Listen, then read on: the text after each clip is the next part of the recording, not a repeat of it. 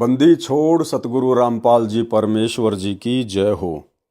परम पिता परमात्मा सारी सृष्टि के रचनहार कुल मालिक असंख्य ब्रह्मांडों के स्वामी जगत गुरु तीनों लोकों में प्रवेश करके सबका भरण पोषण करने वाले राजाधिराज आत्माधार नाथों के नाथ देवों के देव महादेव सर्वेश्वर महेश्वर मृत्युंजय अजरो अमर आदि अनादि सनातनी प्रभु जगत पिता जगदीश्वर श्री श्री 1008 की उपाधि के वास्तविक अधिकारी अकाल मूर्त सौद स्वरूपी राम वासुदेव सर्वगतम ब्रह्म परम पूज्य प्रथम पूज्य परम संत परम पुरुष परम धनी परम दयालु सत्य कबीर हक्का कबीर अल्लाहु अकबर बाखबर अल्लाह ताला जगत के तारणहार जगत के मुक्तिदाता जगत के जगन्नाथ हारे के सहारे हिंदुओं के राम मुसलमानों के अल्लाह सिखों के वाहिगुरु ईसाइयों के मसीह दया के सागर दया निधि करुणा के सागर करुणा निधि स्वयंभू परिभू संकट मोचन कष्ट हरण मंगल करण दुख भंजन अविगत कबीर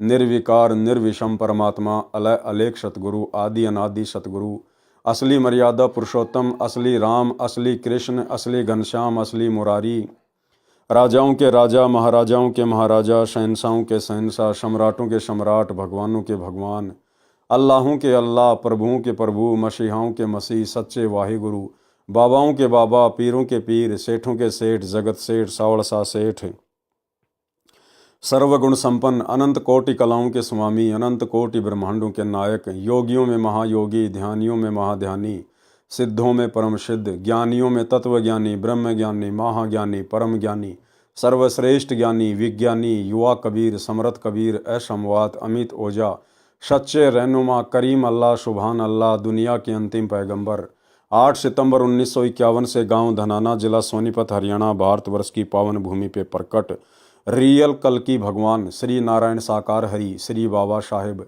शब्द स्वरूपी राम संत श्रोमणी सतगुरु रामपाल जी परमेश्वर जी के चरण कमल में साध संगति से जुड़े हुए देश विदेश से हम सभी सत्सेवक भाई बहनों का अनंत कोटि दंडवत प्रणाम।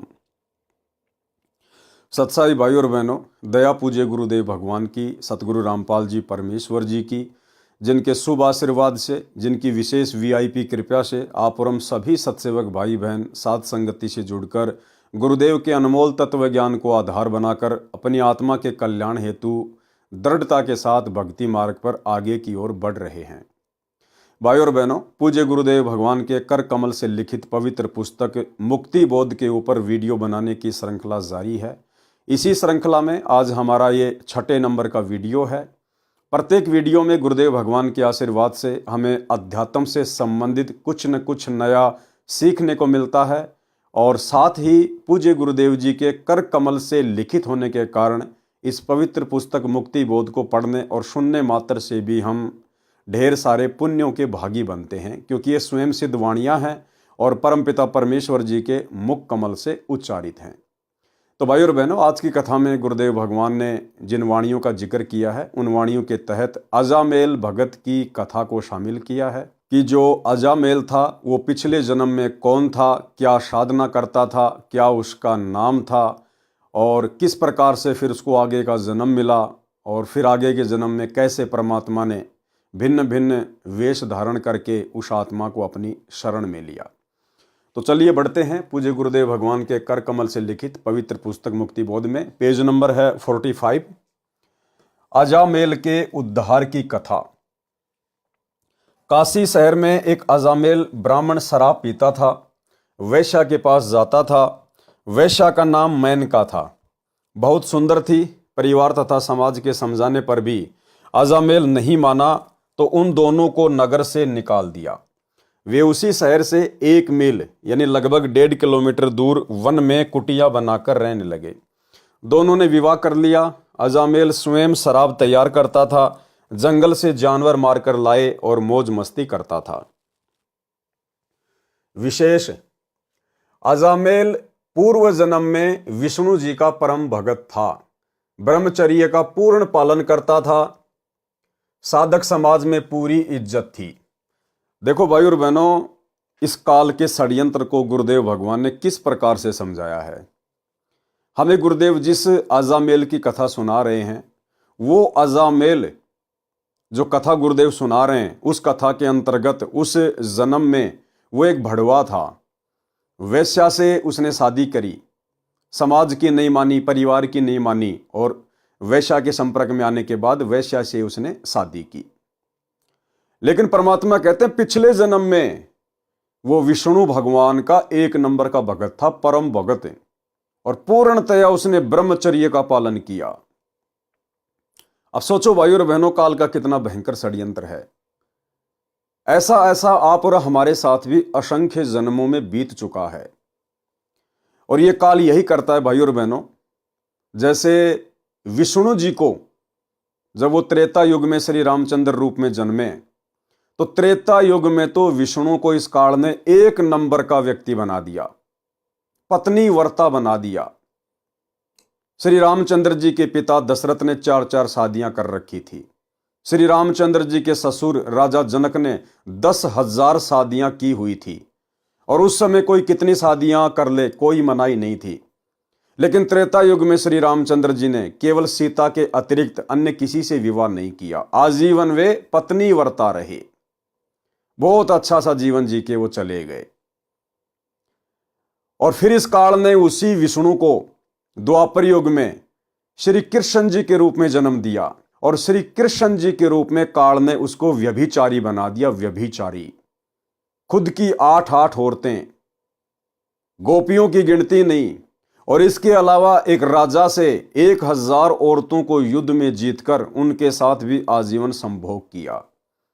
तो ये काल का षड्यंत्र है भाई और बहनों, ये किसी को नहीं छोड़ता है। जब इसने अवतारों को नहीं छोड़ा, त्रेता युग में श्री रामचंद्र जी को पत्नी वर्ता बना दिया, और द्वापर युग में गिनती नहीं इतनी औरतों के साथ में संभोग क्रिया में लगा दिया। तो भाई और बहनों, ये काल का भयंकर षड्यंत्र है। आनंद ये स्वयं लेता है, और वो जो कर्म है वो जीव के ऊपर रख दिए जाते हैं भोगने के लिए। तो यहीं पर अजामेल के साथ भी यही हुआ। अजामेल के परमात्मा पिछले जन्म की हिस्ट्री बता रहे हैं। अजामेल पूर्व जन्म में विष्णु जी का परम भगत था, ब्रह्मचर्य का पूर्ण पालन करता था, साधक समाज में पूरी इज्जत थी, बचपन से ही घर त्याग कर साधुओं में रहता था। वैश्या भी पूर्व जन्म में विष्णु जी की परम भगत थी। अब अजामेल की जो घरवाली थी वो भी पिछले जन्म में एक नंबर की भगतनी थी, विष्णु जी की परम भगतनी थी वो, और आजीवन उसने भी उस जन्म में ब्रह्मचर्य का ही पालन किया था। वैश्या भी पूर्व जन्म में विष्णु जी की परम भगत थी, ब्रह्मचर्य का पूर्ण पालन करती थी, पर पुरुष की ओर कभी दोष दृष्टि से नहीं देखती थी। इस लक्षण से साधक समाज में विशेष सम्मान था। साधकों में ध्यान समाधि लगाने का विशेष प्रचलन है, जो केवल काल प्रेरणा है। हठ योग है, जो गीता तथा वेदों में मना किया है। एक दिन श्याम सुंदर, अजामेल का पूर्व जन्म का नाम, वो लेटकर समाधि लगाए हुए था। शरीर पर केवल एक कोपीन यानी लंगोट, जो एक 6 इंच चौड़ा तथा 2 फुट लंबा कपड़े का टुकड़ा होता है, जो केवल गुप्तांग को ढकता है, तागड़ी में लपेटा जाता है। तागड़ी क्या होती है? बेल्ट की तरह एक मोटा धागा बांधा जाता है, उसे तागड़ी कहते हैं। वो पहने हुए था। सर्दी का मौसम था, दिन के समय धूप थी। उस समय श्याम सुंदर वैष्णव ने समाधि लगाई थी। रात्रि तक समाधि नहीं खुली। उस समय एक तीर्थ पर मेला लगा था। रामबाई यानी मेनका का पूर्व जन्म का नाम, यानी अजामेल की जो पत्नी थी वर्तमान जीवन में, उसका पिछले जन्म में जो है रामबाई नाम था। तो रामबाई ने देखा ये साधु इतनी सर्दी में निवस्त्र सोया है, नींद में ठंड लग जाए, ये मर न जाए, ये विचार करके उसके ऊपर लेट गई और अपने कंबल से अपने ऊपर से उस साधु को भी ढक लिया। अन्य व्यक्तियों को लगा कि कोई अकेला सो रहा है। भोर भये सूर्य उदय होते होते श्याम सुंदर की समाधि खुली। उसने उठने की कोशिश की, तब रामबाई उठ खड़ी हुई। उस समय एक कंबल से स्त्री पुरुष निकले देखकर अन्य भगत भी उस ओर ध्यान से देखने लगे। श्याम सुंदर ने भगत समाज में अपने मान सम्मान पर ठेस जानकर अपने को पाक साफ सिद्ध करने के लिए रामबाई से कहा कि हे रंडी अर्थात वैश्या, तूने मेरा धर्म नष्ट किया है। मैं तो अचेत था, तूने उसका लाभ उठा लिया, तू वैश्या बनेगी। अन्य साधु भी निकट आकर उनकी बातें सुनने लगे। यानी भाई और बहनों, परमात्मा हमें शिक्षा देना चाहते हैं कि वर्तमान में हमें हर प्रकार की गलतियों से दूर होना पड़ेगा। वो बहन रामबाई, वो उसकी जान बचाने के लिए, उसके शरीर को गर्मी देने के लिए उसके ऊपर लेटी हुई थी, ना कि उसके मन में कोई दोष था। और जैसे सुबह श्याम सुंदर की आंख खुली, अजामेल की आंख खुली, उसने देखा कि एक औरत मेरे ऊपर लेटी हुई है और सब लोग देख रहे हैं और मेरी तो इतनी इज्जत है भगत समाज में, अब क्या होगा। उसने आव देखा ना ताव, और तुरंत उसने अपने मान सम्मान को बचाने के लिए, लोगों को यह दिखाने के लिए कि मैं तो बहुत एक नंबर का भगत हूं, उसको श्राप दे दिया कि तू रंडी बनेगी, वेश्या। भाई और बहनों, वर्तमान में हमने इस प्रकार की गलतियां शौपन में भी नहीं करनी है। पहली बात तो हम कोई गलत काम करेंगे नहीं गुरुदेव से ऐसा अनमोल तत्व ज्ञान लेने के बाद में। दूसरी बात, गुरुदेव हमारे पल पल रक्षक हैं। और तीसरी बात, यदि ऐसी कोई घटना घटित भी हो जाए, हमारे साथ में कोई धोखा भी हो जाए, तो भाई और बहनों, भगत को इज्जत और बेइज्जती की चिंता नहीं होती है। हमारा परमात्मा, हमारा गुरुदेव भगवान अंतर्यामी है। हमने अपने गुरुदेव की नज़रों में पाक साफ रहना है, दुनिया चाहे हमारे विषय में कुछ भी क्यों ना सोचे। इसलिए हम लोगों ने जल्दबाजी में कोई फैसला नहीं लेना चाहिए। भगत को पहले विचार करना चाहिए, गहनता से सोचना चाहिए कि जो शब्द मैं निकालूंगा आगे चल के उसका क्या परिणाम निकलेगा। उसके बाद ही सोच समझ के भगत ने अपनी जुबान से शब्द निकालने चाहिए।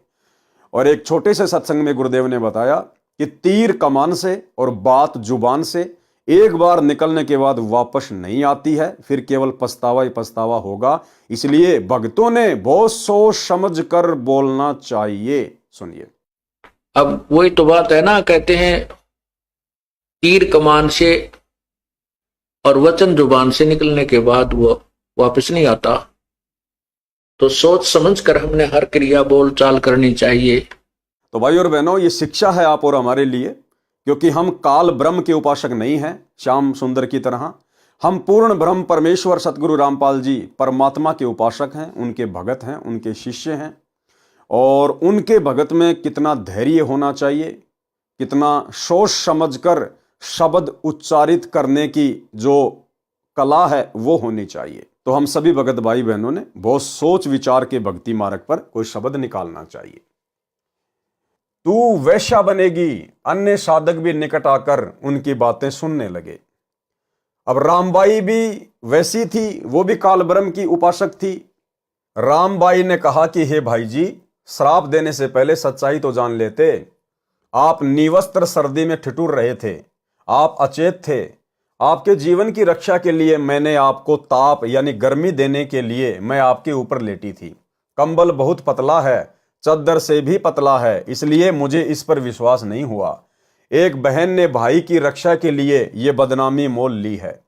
आपने इसके फल में मुझे बद्दुआ यानी श्राप दिया है। सुन ले, तू अगले जन्म में भड़वा बनेगा, वैश्याओं के पास जाया करेगा। दोनों ने एक दूसरे को श्राप देकर अपनी भक्ति का नाश कर लिया। इसलिए परमात्मा कहते हैं भक्ति मार्ग में दुआ और बद्दुआ ये भगत के लिए जहर के समान है, जहर के समान। भाई हमें परमात्मा मिल गया, सर्वशक्तिमान भगवान मिल गया। अगर हम मर्यादा में हैं, भक्ति कर रहे हैं, तो भला हमारा कोई बिगाड़ क्या देगा। इसलिए भक्तों को टेंशन नहीं होनी चाहिए। भक्तों को तो परमात्मा कहते हैं कि चिंता तो हरि नाम की और न चिंता दास, और जो कोई चिंता नाम बिना सोए काल की फास। इसलिए भक्तों ने ना तो किसी को आशीर्वाद देना है और ना किसी को बद्दुआ देनी है, ताकि हमारी भक्ति का नाश ना हो। दोनों ने एक दूसरे को श्राप देकर अपनी भक्ति का नाश कर लिया। जब श्याम सुंदर को सच्चाई पता चली और अपना अंग देखा तो सुरक्षित था, तो रामबाई से बहुत हमदर्दी हो गई। अपनी गलती की क्षमा याचना की, विशेष प्रेम करने लगा, अधिक मोह हो गया। रामबाई भी श्याम सुंदर से विशेष प्यार करने लगी। वह प्यार एक मित्रवत था, परंतु मोह भी एक जंजीर अर्थात बंधन है। मृत्यु उपरांत दोनों का जन्म काशी नगर में हुआ। श्याम सुंदर का नाम अजामेल था, ब्राह्मण कुल में जन्म हुआ। रामबाई का जन्म भी ब्राह्मण कुल में हुआ, उसका नाम मेनका था। श्राप संस्कारवश चरित्रहीन हो गई। वैश्या बन गई, श्राप संस्कारवश अजामेल शराब का आदी हो गया। वैश्या मेनका के पास जाने लगा। दोनों को नगर से निकाल दिया गया। दोनों लगभग 40-45 वर्ष की आयु के हो गए थे। संतान कोई नहीं थी। परमेश्वर कबीर जी कहते हैं, गरीबदास जी ने बताया है, गोता मारूं स्वर्ग में, जा बैठूं पाताल, गरीबदास ढूंढत फिरूं हीरे माणिक लाल। कबीर भक्ति बीज विनसे नहीं, आय पड़े सो झोल, जय कंचन बिष्टा पड़े, घटे न ताका मोल। भावार्थ, कबीर परमेश्वर जी ने संत गरीबदास जी को बताया कि मैं अपनी अच्छी आत्माओं को खोजता फिरता हूं। यानी भाई और बहनों, परमात्मा सभी को नहीं खोजते हैं। सबके लिए परमात्मा सतलोक से चल के नहीं आते हैं। क्या कह रहे हैं कि मैं अपनी अच्छी आत्माओं को खोजता फिरता हूं। अच्छी आत्माओं को, ना कि आत्माओं को। परमात्मा कहते हैं, गोता मारूं स्वर्ग में, जा बैठूं पाताल, और गरीबदास ढूंढता फिरूं अपने हीरे मोती लाल। तो आप और हम भाई बहन अभी तक जो गुरुदेव भगवान की शरण में आ गए हैं, और विशेषकर जो भाई बहन साध संगति से जुड़ गए हैं, आप और हम उस परमेश्वर की विशेष आत्माएं हैं। विशेष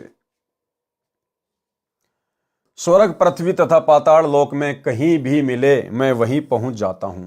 उनको पुनः भक्ति की प्रेरणा करता हूं। मनुष्य जन्म के भूले उद्देश्य की याद दिलाकर भक्ति करने को कहता हूं। वे अच्छी आत्माएं पूर्व के किसी जन्म में मेरी शरण में आई होती हैं, परंतु पुनः जन्म में कोई संत न मिलने के कारण वे भक्ति न करके या तो धन संग्रह करने में व्यस्त हो जाती हैं, या बुराइयों में फंसकर शराब मांस खाने पीने में जीवन नष्ट कर देती हैं, या फिर अपराधी बनकर जनता के लिए दुखदाई बनकर बेमौत मारी जाती हैं। देखो भाई और बहनों, शिक्षा लेने की आवश्यकता है। ऐसा किन आत्माओं के साथ में होता है? जो आत्माएं किसी जन्म में गुरुदेव भगवान की शरण में आ जाती हैं, लेकिन किसी कारण से पार नहीं हो पाती। अब पार नहीं हो पाती हैं तो जरूरी नहीं है कि जस्ट अगले जन्म में परमात्मा फिर अपनी शरण में ले लेंगे। ना जाने फिर युग बीत जाते हैं दोबारा से उस आत्मा को अपनी शरण में लेने में। और तब तक क्या होता है उस आत्मा के साथ में? कभी बेमौत मारा जाएगा, कभी वो अपराधी बनेगा, कभी चोर बनेगा, कभी एक्सीडेंट होगा, कभी भयंकर शराबी, कभी मांसाहारी, कर्म फोड़ेगा, कर्म बिगाड़ेगा। इसलिए भाई और बहनों, ये जो वर्तमान समय है, कलयुग की बिचली पीढ़ी, और गुरुदेव भगवान ने जो हमें अपनी शरण में ले लिया है, पूरा आध्यात्मिक ज्ञान दे दिया है, कर्म कुकर्मों की जानकारी दे दी, अगले पिछले सब जानकारी दे दी परमेश्वर ने। भाई और बहनों, यदि अब हम किसी भी कारण से इस कलयुग की बिचली पीढ़ी में रह जाते हैं, तो भाई और बहनों फिर हमारे साथ में यही बनेगी। भले हमारे को बारंबार मनुष्य जन्म मिलेगा, लेकिन उन मनुष्य जन्मों में शांति नहीं होगी। कभी हम चोर बनेंगे, कभी डकैत बनेंगे, कभी बहुत भयंकर अपराधी बनेंगे, लुटेरे बनेंगे, कभी एक्सीडेंट होगा, अंग भंग होगा, कभी हम जिंदा जलेंगे, मांसाहारी बन जाएंगे, शराबी बन जाएंगे, भयंकर अपने कर्म फोड़ेंगे, और अपना समय आगे से आगे हम बढ़ाते चले जाएंगे। इसलिए भाई और बहनों, अगर बात समझ में आई है तो इस कलयुग की बिचली पीढ़ी में आप और हम भाई बहनों का ये अंतिम मनुष्य जन्म होना चाहिए। अंतिम मनुष्य जन्म, अंतिम योनि, हमारा केवल एक ही टारगेट हो जाना चाहिए, केवल सतलोक, इसके अलावा कुछ नहीं। परंतु पुनः जन्म में कोई संत न मिलने के कारण वे भक्ति न करके या तो धन संग्रह करने में व्यस्त हो जाती हैं, या बुराइयों में फंसकर शराब मांस खाने पीने में जीवन नष्ट कर देती हैं, या फिर अपराधी बनकर जनता के लिए दुखदाई बनकर बेमौत मारी जाती है। उनको उस दलदल से निकालने के लिए मैं कोई न कोई कारण बनाता हूं। वे आत्माएं तत्व ज्ञान के अभाव से बुराइयों रूपी कीचड़ में गिर तो जाती हैं, परंतु जैसे कंचन यानी सोना यानी गोल्ड टट्टी में गिर जाए तो उसका मूल्य कम नहीं होता। यानी परमात्मा की नजरों में उन आत्माओं की कीमत कम नहीं होती है। टट्टी यानी बिस्टा से निकाल कर साफ कर लें, उसी मोल बिकता है। इसी प्रकार जो जीव मानव शरीर में एक बार मेरी यानी कबीर परमेश्वर जी की शरण में आ जाता है, इसी प्रकार जो जीव मानव शरीर में एक बार मेरी यानी कबीर परमेश्वर जी की शरण में किसी जन्म में आ जाता है, प्रथम द्वितीय या तीनों मंत्रों में से कोई भी प्राप्त कर लेता है, किसी कारण से नाम खंडित हो जाता है, मृत्यु हो जाती है तो उसको मैं नहीं छोड़ूंगा। क्या कहते हैं परमात्मा? उसको छोड़ूंगा नहीं, लेकिन उसने जन्म तो बढ़ा लिया, अपनी आपत्तियां तो बढ़ा ली, संकट तो बढ़ा लिए। कलयुग में सब जीव पार होते हैं। यदि कलयुग में भी कोई उपदेशी रह जाता है तो सतयुग, त्रेता युग, द्वापर युग में उन्हीं की भक्ति से मैं बिना नाम लिए, बिना धर्म कर्म किए, आपत्ति आने पर अनोखी लीला करके रक्षा करता हूं। जैसे प्रहलाद भगत, ना वो परमात्मा की शरण में था त्रेता युग में, ना उसका गुरु तत्वदर्शी था, ना उसको भक्ति का पता था, ना वास्तविक भक्ति मंत्र था, लेकिन फिर भी परमेश्वर ने आपत्ति आने पर हर बार उसकी सहायता की। क्यों? क्योंकि वो कलयुग की बिचली पीढ़ी में किसी समय सतगुरु रामपाल जी परमेश्वर जी का, अर्थात इस कबीर परमेश्वर का साधक था, लेकिन उसका पैर फिसल गया था। उसको फिर भक्ति पर लगाता हूं, उनमें परमात्मा के प्रति आस्था बनाए रखता हूं। कलयुग में सतयुग। अब देखना भाई और बहनों, किस किस प्रकार से आत्माएं परमात्मा की शरण में आती हैं, कैसे कैसे रह जाती हैं, कितने समय तक यह भक्ति युग चलेगा, बहुत इंपॉर्टेंट पॉइंट है। विशेष वर्तमान में सन 1997 से कलयुग की बिचली पीढ़ी चल रही है, यानी कलयुग का दूसरा मध्य वाला चरण चल रहा है। इस समय कलयुग 5505 वर्ष बीत चुका है। कुछ वर्षों में परमेश्वर कबीर जी के ज्ञान का डंका, कबीर परमेश्वर जी के ज्ञान का डंका, क्योंकि ज्ञान कौन दे रहा है? सतगुरु। तो कौन हुए सतगुरु? कबीर परमेश्वर। कुछ वर्षों में परमेश्वर कबीर जी के ज्ञान का डंका सारे समाज में बजेगा, यानी कबीर जी के ज्ञान का बोलबाला होगा। खरबों जीव सतलोक जाएंगे। ये भक्ति युग 1000 वर्ष तक तो निर्बाध चलेगा। अब ध्यान देना भाई और बहनों, परमात्मा क्या कह रहे हैं। ये भक्ति युग, यानी जो भक्ति सतगुरु रामपाल जी परमेश्वर जी ने शुरू कर दी है, ये भक्ति युग 1000 वर्ष तक तो निर्बाध चलेगा। ध्यान रखना, केवल भक्ति चलेगी 1000 साल तक।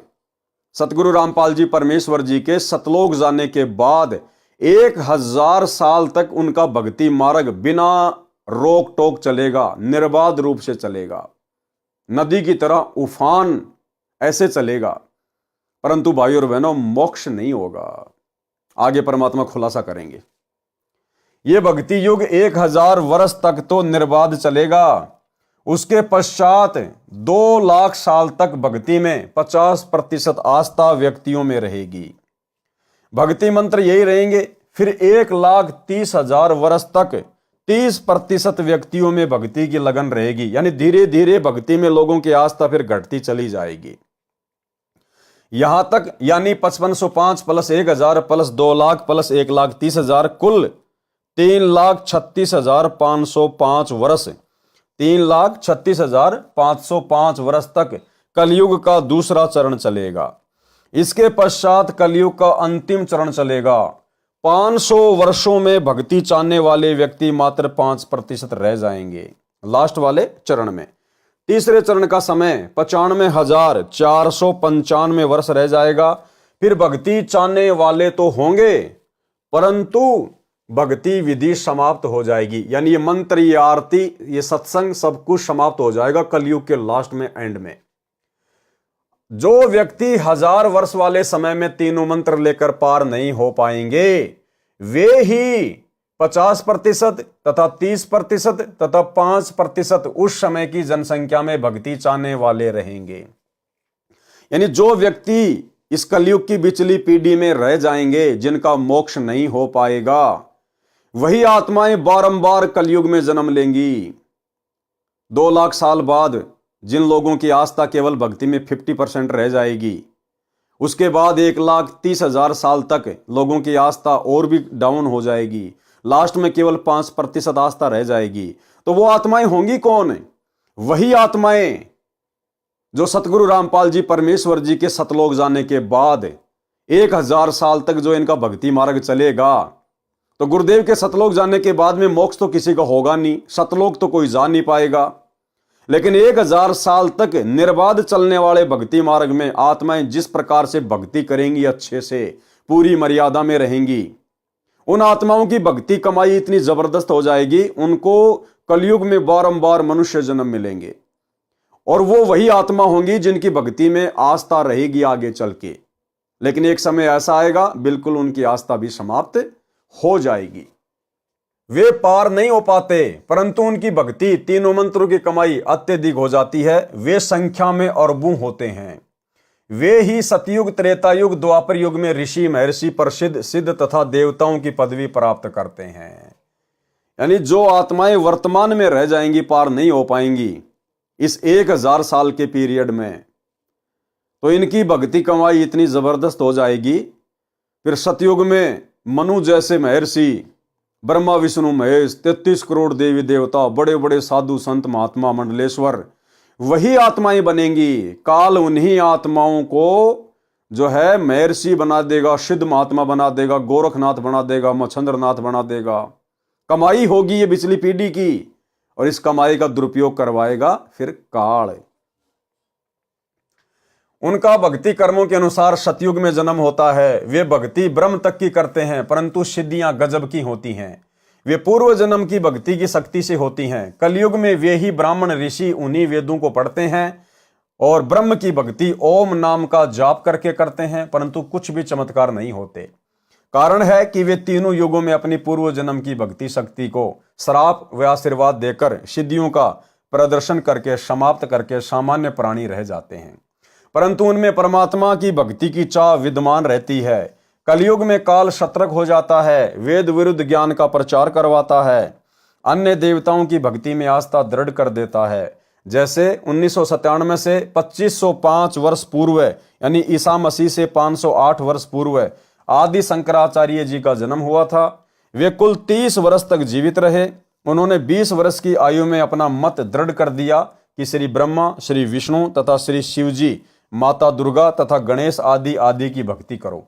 विशेषकर तमगुण भगवान शिव की भक्ति को अधिक दृढ़ किया, क्योंकि वे आदि शंकराचार्य जी शिवलोक से आए थे, शिव जी के गण थे।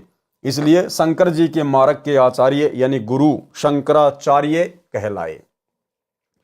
वर्तमान तक राम, कृष्ण, विष्णु, शिव तथा अन्य देवी देवताओं की भक्ति का रंग चढ़ा है। संसार में अरबों मानव भक्ति चाहने वाले हैं। वे किसी न किसी धर्म या पंथ से, गुरु से जुड़े हैं, परंतु भक्ति शास्त्र विरुद्ध कर रहे हैं। परमेश्वर विक्रमी संवत 1455 यानी सन 1398 में प्रकट हुए। 5 वर्ष की आयु में स्वामी रामानंद को ज्ञान समझाया तथा विक्रमी संवत 1575 सन 1518 तक 120 वर्ष संसार में रहे, जिनमें से गुरु पद पर 115 वर्ष रहकर 64 लाख भक्तों में भक्ति की प्रेरणा की, फिर जागृत किया। उनमें पुनः भक्ति बीज बोया, फिर सबकी परीक्षा ली। वे असफल रहे, परंतु गुरुद्रोही नहीं हुए। उनका अब जन्म हो रहा है। यानी अभी तक भी भाई और बहनों, वो 64 लाख भगत जो काशी में फैल हुए थे, अभी तक वो 64 लाख कंप्लीट भगत गुरुदेव की शरण में नहीं आ पाए हैं। और गुरुदेव कह रहे हैं सबसे पहले मेरी शरण में वो आएंगे जो 64 लाख हैं, लेकिन अभी तक वो 64 लाख गुरुदेव की शरण में नहीं आ पाए हैं। ये सतलोक आश्रम मैनेजमेंट हरियाणा तो डींग मारता है। 2 करोड़ भगत हो गए, 5 करोड़ भगत हो गए, केवल राजनेताओं को वोट बैंक दिखाने के लिए। हकीकत यह है कि वर्तमान में सतगुरु रामपाल जी के 2024 तक 64 लाख भगत भी नहीं हैं। आप खुद सतगुरु रामपाल जी के मुख कमल से सुन लीजिए, हिसार जेल से आई हुई ऑडियो। उसमें गुरुदेव स्वयं कह रहे हैं कि आप वही 64 लाख हो जो काशी में फैल हो गए थे और अब धीरे धीरे आ रहे हैं। यानी अभी 64 लाख भी पूरे नहीं आए। सुनिए। लेकिन हम इतने ढीठ हैं, समर्थ को सामने देखकर भी हमने कदर नहीं की उसकी। हम अपनी अहंकार में सिड़ गए। 64 लाख से श्वेत उस पिता के, वो उनमें से आप ही हो और इब आ रहे हैं, वो वही है। फिर सबकी परीक्षा ली, वे असफल रहे, परंतु गुरुद्रोही नहीं हुए। उनका अब जन्म हो रहा है। सर्वप्रथम वे 64 लाख मेरे संत रामपाल दास से जुड़ेंगे।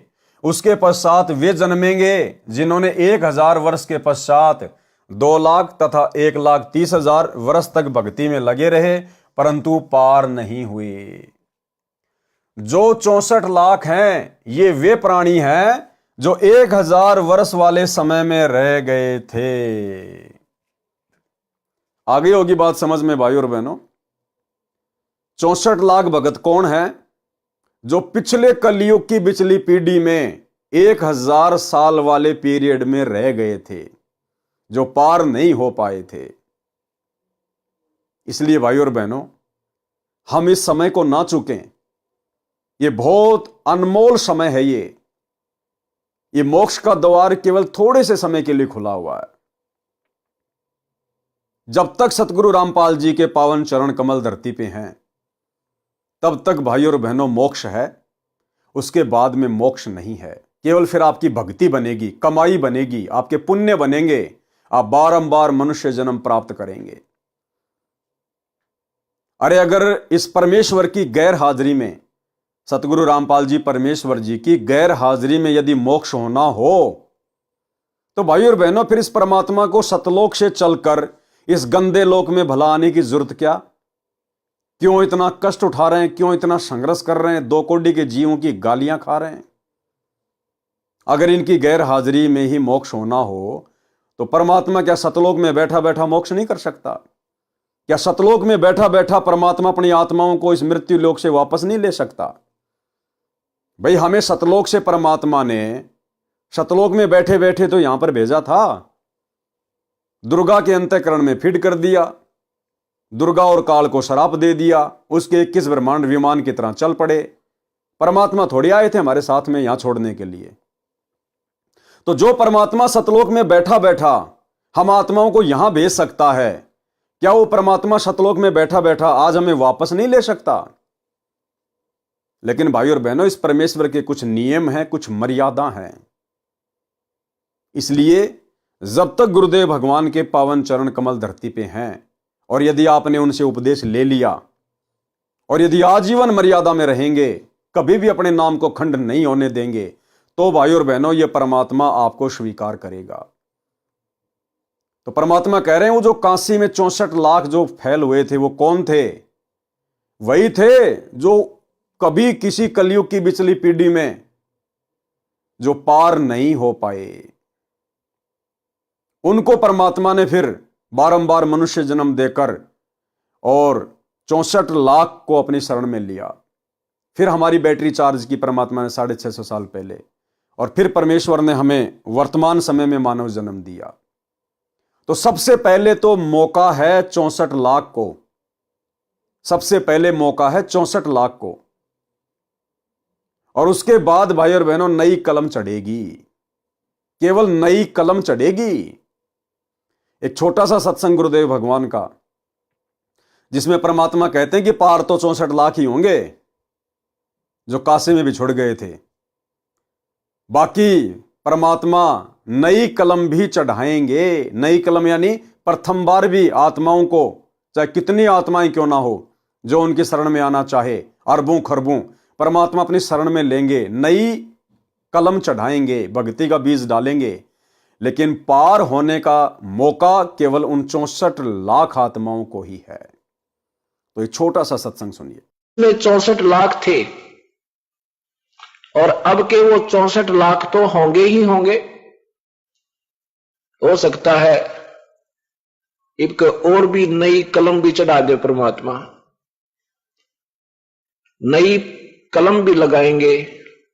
क्योंकि भक्ति का प्रारंभ होना ये बहुत ही ईश्वरीय रजा, और ऐसे कोई सर्कमस्टांस, ऐसे कोई परमात्मा माहौल पैदा करता है जिसके कारण ये प्राणी और कोई विकल्प ना जानकर ईश्वर की ही शरण चाहता है, तो वो भी उसके ऊपर एक मेहर होती है।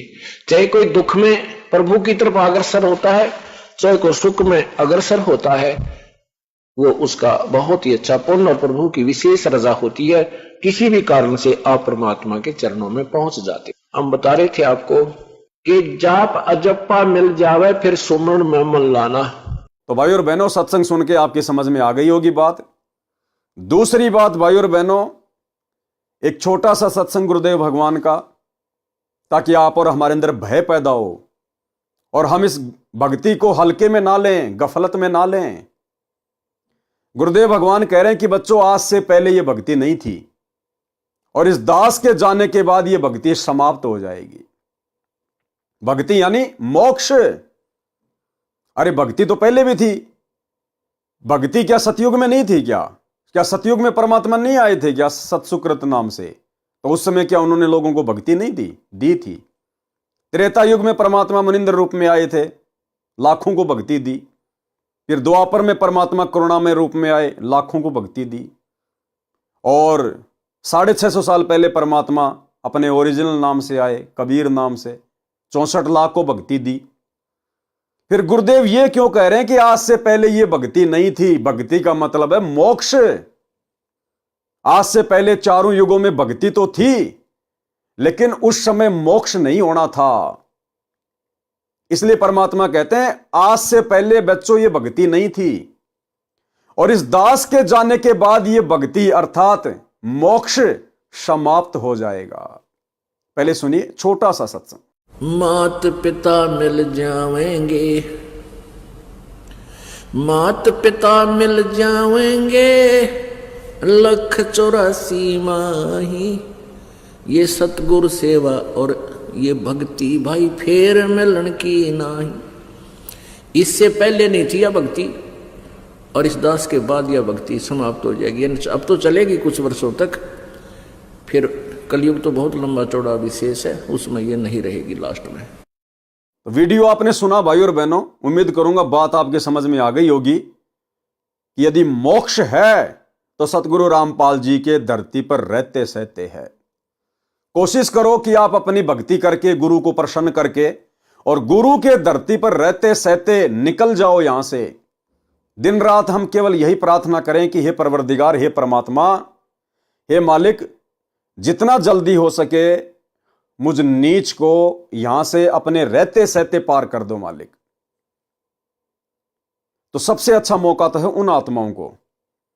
दूसरा, उन आत्माओं को मौका है पूर्ण मोक्ष का जिन आत्माओं ने गुरुदेव के सतलोक जाने से पहले पहले गुरुदेव से दीक्षा ले ली, ना कि डीवीडी से। उसके बाद गुरुदेव के सतलोक जाने से पहले जिन्होंने गुरुदेव से दीक्षा ले ली, यानी गुरुदेव की धरती पर रहते सहते, भले आपको डीवीडी से दीक्षा मिली है या गुरुदेव ने अपने मुख कमल से दी है, यदि आपने दीक्षा ले ली और गुरुदेव सतलोक चले गए और आपकी उम्र अभी बहुत छोटी है, लेकिन यदि आप आजीवन मर्यादा में रहेंगे, क्योंकि उपदेश तो आपको गुरुदेव देके चले गए अपने रहते सहते, अब यदि आप आजीवन मर्यादा में रहेंगे, कभी भी मर्यादा खंडित नहीं करेंगे, मन में कोई दोष पैदा नहीं करेंगे, तो उन आत्माओं को भी गुरुदेव स्वीकार करेंगे, उनका भी पूर्ण मोक्ष होगा। लेकिन उनके चांस बहुत कम है भाई और बहनों, बहुत कम। कोई बिरला आत्मा होगी जो गुरुदेव से दीक्षा लेकर और गुरुदेव के सतलोक जाने के बाद पार हो पाएगी, क्योंकि उसके बाद इस धरती पर इतना सुख हो जाएगा, सतयुग जैसा माहौल हो जाएगा। पहली बात तो हमारे वो भाव, वो श्रद्धा नहीं बन पाएगी। दूसरी बात, गुरुदेव धरती पर नहीं होंगे, और यदि हमसे कोई मर्यादा खंडित हो गई, नाम खंड हो गया, फिर भाई कैसे शुद्ध होगा? परमात्मा तो जा चुके होंगे, फिर ये डीवीडी वाला शुद्धिकरण काम नहीं करेगा। ये डीवीडी वाला शुद्धिकरण भी उसी समय तक काम कर रहा जब तक परमात्मा धरती पे हैं। तो भाई और बहनों, विशेष मौका जो मालिक ने दिया है, आप और हमें दिया है, आप और हमारी संतानें, इनको विशेष मौका है। यानी काललोक के हिसाब से गुरुदेव की 73-74 वर्ष की उम्र हो गई है, मान के चलते हैं परमात्मा 40 साल तो रहेंगे, तो हमारा तो मौका है ही है सतलोक जाने का, अगर दृढ़ रहे तो। साथ में हमारी जो संतान है उनका भी पूर्णतया मौका है, क्योंकि 30-40 साल में तो वो भी पूर्णतया समझदार हो जाएंगे।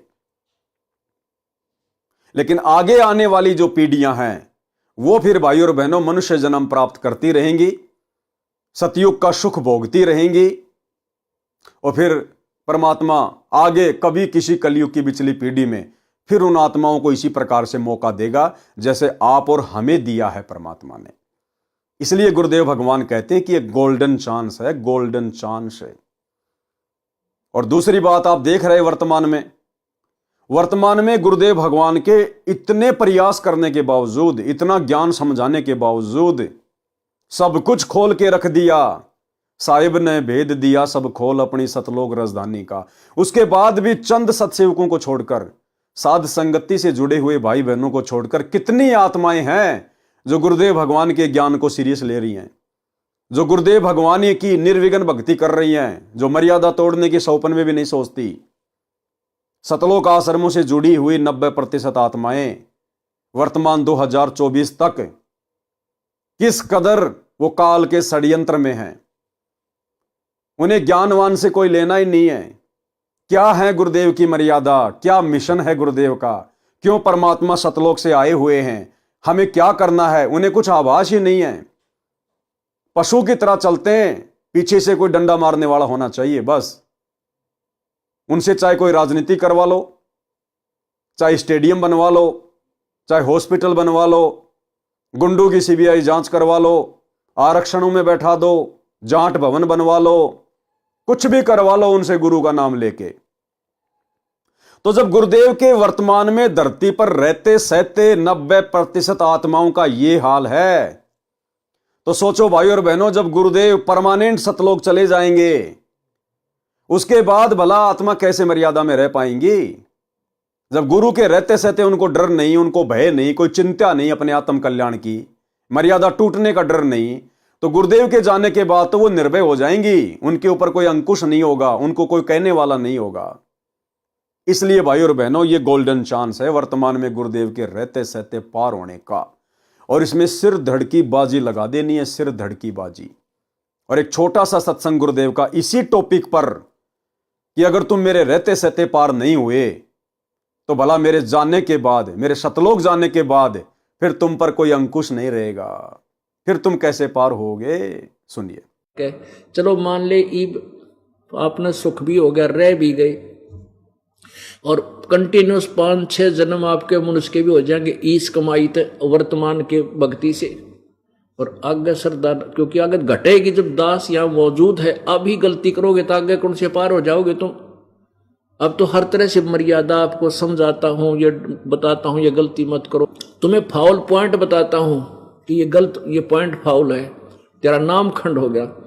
तो अब भी जर रह जाओगे तो फिर आगे कैसे पार होगे तुम। जब ये दास चला जाएगा सतलोक, फिर तुम पर अंकुश नहीं रहेगा, ज्ञान तो रहेगा, लेकिन कुछ ऐसी मर्यादा बन जाएंगी जो पुण्यात्मा बचपन से ही भक्ति अपने बच्चों को रंग में रंग देंगे, वो आने वाले समय में इतना जल्दी नहीं बिगड़ेंगे। और जो वर्तमान में बिगड़ जाएगा तो आगे गलती हुई पड़ी है उस तक। तो इसलिए इस समय को ज्यादा नहीं बढ़ाना आपने। तो भाई और बहनों, बहुत ही अजब गजब का यह समय है। ये विशेष परिस्थितियां परमात्मा ने इस कलयुग की बिचली पीढ़ी में तैयार की हैं, केवल आप और हम चंद आत्माओं के लिए।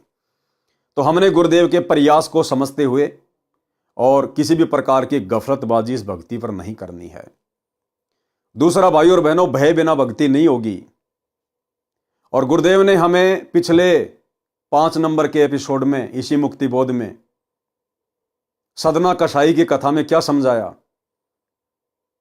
कि लम्बड़दारनी ने सदना के साथ में संभोग करना चाहा। सदना ने मना कर दिया कि माई मैं बहुत दुखी हूं, आप तो लम्बड़दार की इज्जत हो, आपकी इज्जत पे दाग लगेगा, परमात्मा के दोषी बनोगी, मुझे माफ करो। तो लम्बड़दारनी ने सोचा कि ये लम्बड़दार को बताएगा, उससे पहले क्यों ना तू बता दे। तो उसने जाके लम्बड़दार के सामने रोना शुरू कर दिया और सदना के विषय में उल्टी सीधी बातें बोलनी शुरू कर दी कि ये मेरी इज्जत लूटना चाहता था। लम्बड़दार ने नवाब को सूचना दी, नवाब ने फरमान जारी कर दिया और सदना को मीनार में चिनवा दिया। और जैसे लोग सदना को मीनार में चिन के अपने अपने घर जाने लगे कि दम घुट घुट के मरेगा, उसी समय धमाका हुआ, विस्फोट हुआ। कुछ ईंटें नवाब के घर पे जाके गिरी, कुछ लम्बड़दार के घर पे जाके गिरी, और लम्बड़दारनी के दोनों जो स्तन थे वो कट के नीचे गिर गए। भयंकर पीड़ा, दर्द, चिल्लारी। अंत में उस लम्बड़दारनी ने अपनी गलती को सार्वजनिक करना पड़ा, सबके सामने सदना से माफी मांगनी पड़ी। तब जाकर धीरे धीरे उसके स्तनों का घाव भरा, लेकिन निशान फिर भी रह गए। यानी भाइयों और बहनों, संकेत है कि आने वाले समय में जो 1000 साल तक ये भक्ति मार्ग चलेगा और वर्तमान में जो शुरू हो चुका है, हम सब के ऊपर ये नियम समान रूप से लागू है। आने वाले समय में यदि सतगुरु रामपाल जी परमेश्वर जी के भक्ति मार्ग में यदि कोई गफलत करेगा, जानबूझ के बकवाद करेगा, कोई भयंकर मर्यादा तोड़ेगा, किसी की माता बहन के प्रति गंदी नजर रखेगा या छेड़खानी करेगा, शराब पिएगा, मांस खाएगा, व्यभिचार करेगा, चोरी डकैती करेगा, नियत खराब करेगा, तो उसके ऊपर भयंकर तरीके से कष्ट आएगा, जैसे लम्बड़दारनी के ऊपर आया, दोनों स्तन कट गए। और उस समय तक परमात्मा उस भगत को उस गलती से निजात नहीं देंगे, उसको माफ नहीं करेंगे, उस भगत को कोई राहत नहीं मिलेगी जब तक वो भगत अपनी गलती की भगत समाज में सार्वजनिक माफी नहीं मांगेगा। यानी आपने अगर किसी बहन बेटी से गलत व्यवहार किया है, छेड़खानी की है, तो ऑटोमेटिक सिस्टम चलेगा आपके ऊपर, ऑटोमेटिक आपके ऊपर आपत्तियां आनी शुरू होंगी, कष्ट आएंगे। और वो कष्ट आपके उसी समय मिटेंगे जब आप अपनी गलती को सार्वजनिक करेंगे कि भाई और बहनों, मेरे से तो ये गलती बन गई, मैंने तो इस बहन के प्रति ऐसा गलत सोचा और मैंने ये कुकर्म कर डाला। उसके बाद परमात्मा आपको राहत देगा, लेकिन वो दाग आजीवन आपके माथे पे लगा रहेगा। जैसे लम्बड़दारने के स्तन के घाव भर गए, लेकिन वो निशान रहे। तो भाई और बहनों, समझ जाओ, विशेषकर साध संगति से जुड़े हुए भाई बहन जिनको परमात्मा ने समझदार बना दिया, मोक्ष के योग्य बना दिया, अब आप और हमारी गलतियां माफ नहीं होंगी, बिल्कुल माफ नहीं होंगी। और यदि अब साध संगति से जुड़कर कोई भाई बहन गलती करेंगे तो भाई और बहनों, उनको विशेष परेशानियों के दौर से गुजरना पड़ेगा।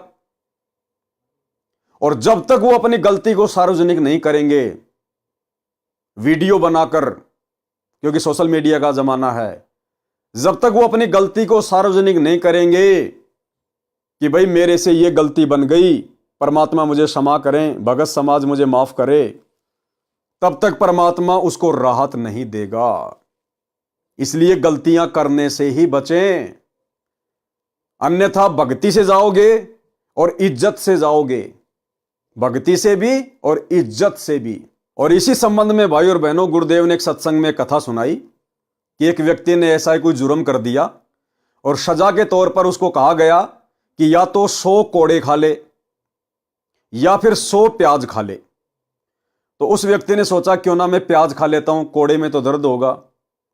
तो उसने प्याज खाना शुरू कर दिया, 10, 15, 20 प्याज खाई, आगे नहीं खाई गई। तो बोला भैया कोड़े खा ले।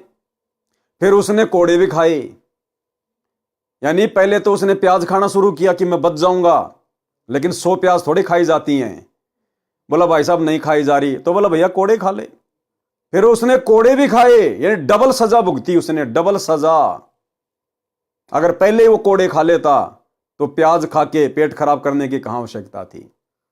तो इसी प्रकार भाई और बहनों, आने वाले समय में डबल डबल सजा भुगतनी पड़ेगी अगर सतगुरु रामपाल जी भगवान के भगत अगर गलती करेंगे तो, क्योंकि धरती पर इनके भक्तों के अलावा और कोई रहेगा भी नहीं।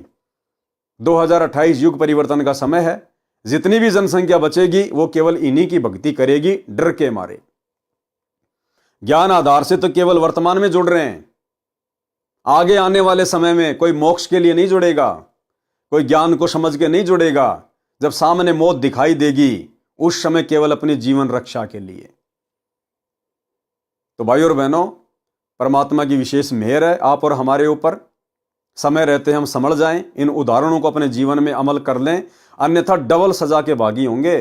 अगर कोई गलती हमने कर दी तो मोक्ष से भी जाएंगे और सर्व समाज के सामने बेइज्जत भी होना पड़ेगा। इसलिए हम गलतियां करने से बचें। सर्वप्रथम वे 64 लाख मेरे यानी संत रामपाल दास से जुड़ेंगे। उसके पश्चात वे जन्मेंगे जिन्होंने 1000 वर्ष के पश्चात 2 लाख तथा 1,30,000 वर्ष तक भक्ति में लगे रहे, परंतु पार नहीं हुए। जो 64 लाख हैं ये वे प्राणी हैं जो 1000 वर्ष वाले समय में रह गए थे। क्योंकि भैया सुख इतने हो जाएंगे, आपकी आस्था नहीं बनेगी, वो श्रद्धा नहीं बनेगी जो आज है गुरुदेव भगवान के प्रति, और ना वो डर ना वो भय होगा जो आज है। इसलिए जो उस 1000 साल के समय में रह जाते हैं, फिर उनको परमात्मा जब धर्मराज के दरबार में वो खड़े होते हैं, विशेष विनती करते हैं, उस समय परमात्मा उनको वहां से छुड़वा के फिर मिनी सतलोक में बैठा देता है। परंतु धर्मराज के दरबार में अधिक विलाप किया कि हमने तो सतलोक जाना है। परमात्मा कबीर जी गुरु रूप में प्रकट होकर उनको धर्मराज से छुड़वा कर मिनी सतलोक में ले गए थे। उनका जन्म अपने आने के यानी कलयुग में विक्रमी संवत 1455 के समय के आसपास दिया था, जो अभी तक मानव जीवन प्राप्त करते आ रहे हैं। कैसे होगा कलयुग में सतयुग? अब देखो भाई और बहनों, ये संकेत ही होते हैं। आज विज्ञान अपनी चरम सीमा पे है। ये वैज्ञानिक अपने आप को भगवान से कम नहीं समझते, और ये इंटरनेट वगैरह, टेलीविजन, मोबाइल, थोड़ी बहुत ही विज्ञान टेक्नोलॉजी, ये सुख सुविधा प्राप्त करके और थोड़ी बहुत कोई शिक्षा प्राप्त करके आदमी अपने आप को भगवान से बहुत दूर ले जा चुका है कि कोई भगवान नहीं, कोई परमात्मा नहीं, सब अपने आप ही बनता है, अपने आप ही नष्ट होता है। कहां है भगवान? दिखाओ भगवान। अब परमेश्वर क्या संकेत कर रहे हैं कि ये जो युग परिवर्तन का समय है 2028, उसके बाद में ये विज्ञान भी रुक जाएगी, थम जाएगी। अब इससे ज्यादा परमात्मा को विज्ञान की आवश्यकता नहीं है। जो जो उपकरण परमात्मा ने बनवाने थे, जो जो आविष्कार करवाने थे, वो करवा दिए परमात्मा ने, और काल ने जमकर उनका दुरुपयोग भी करवा लिया। अब परमात्मा आगे इनका सदुपयोग करवाएगा। अब विज्ञान आगे तेज गति से नहीं बढ़ेगी। आज जिस प्रकार से ये दुनिया भौतिकवाद की चक्काचौंध में फंसी हुई है, आधुनिकीकरण में विकास के नाम पर विनाश का सामान तैयार करके बैठी है, बारूद के ढेर पे दुनिया बैठी है, माचिस लगाने की देर है। तो ये परमेश्वर आने वाले समय में इस विज्ञान को भी नष्ट करेंगे। नष्ट करने का मतलब केवल इतना ही रखेंगे जो हमारी भक्ति में किसी प्रकार से बाधा उत्पन्न ना कर सके। आज जिस प्रकार से बड़ी बड़ी फैक्ट्रियां, कल कारखाने, उद्योग वगैरह, परमात्मा इन सबको सीमित कर देंगे। और गुरुदेव ने आगे लिखा है कि 2028 के बाद गांवों में छोटे छोटे लघु उद्योग शुरू हो जाएंगे, ये बड़ी बड़ी फैक्ट्रियां बंद हो जाएंगी, ये भागादौड़ दुनिया की बंद हो जाएगी। ज्ञान ही ऐसा है परमात्मा का। आदमी की अंदर से जो भौतिक इच्छाएं वो समाप्त हो जाएंगी। आज भौतिक इच्छाओं के कारण तो इंसान दिन रात गधे और बैल की तरह कमा रहा है, 24 घंटे भाग रहा है। तो आने वाले समय में इस ज्ञान से, और कुछ आपस में जो युद्ध होंगे, लड़ाइयां होंगी, उनमें भी परमात्मा इस विज्ञान का काफी हद तक सत्यानाश करवा देंगे। और उसके बाद बिल्कुल आदमी नॉर्मल जीवन जिएगा। गुरुदेव कह रहे हैं हाथ से सिले हुए लोग कपड़े पहना करेंगे। हाथ से सिले हुए, जैसे गांव में जो ये टेलर वगैरह होते हैं, ऐसे ही नॉर्मल उद्योग हो जाएंगे। ये फैक्ट्रियां वगैरह बंद हो जाएंगी। बर्तन वगैरह भी गांव में बनेंगे, मिट्टी के या फिर ये स्टील वगैरह के। और छोटे छोटे काम शुरू हो जाएंगे। जैसे कुम्हार पहले अपने मटके वगैरह बनाया करता था, वैसे छोटे छोटे कार्य शुरू हो जाएंगे फिर वापस। ये विज्ञान की चक्काचौंध, ये काफी हद तक परमात्मा इसको समाप्त कर देंगे। बहुत नॉर्मल और सात्विक जीवन हो जाएगा। जो लोग धन संचित करने में लगे रहेंगे, पैसे को ज्यादा महत्व देंगे, उनकी कोई इज्जत नहीं होगी। और जो लोग नॉर्मल जीवन जिएंगे, भक्ति को महत्व देंगे, समाज में उनकी इज्जत होगी। तो क्या कह रहे हैं परमात्मा? आने वाले समय में कैसा वातावरण होगा, कैसे होगा कलयुग में सतयुग, यानी 1000 साल के लिए परमात्मा किस प्रकार से व्यवस्था सेट करेंगे। वर्तमान में सन 1997 से 3000 ईस्वी तक, यानी 1997 फिर 2000, उसके 1000 साल आगे यानी 3000 ईस्वी तक पुनः सतयुग जैसा वातावरण, आपसी प्रेम का माहौल बनेगा। फिर से फलदार वृक्ष तथा छायादार वृक्ष लगाए जाएंगे।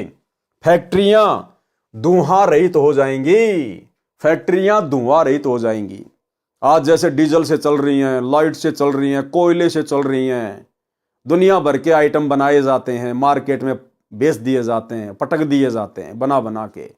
तो आने वाले समय में धुआं रहित फैक्ट्रियों का मतलब बहुत सीमित हो जाएगा काम, बहुत सीमित।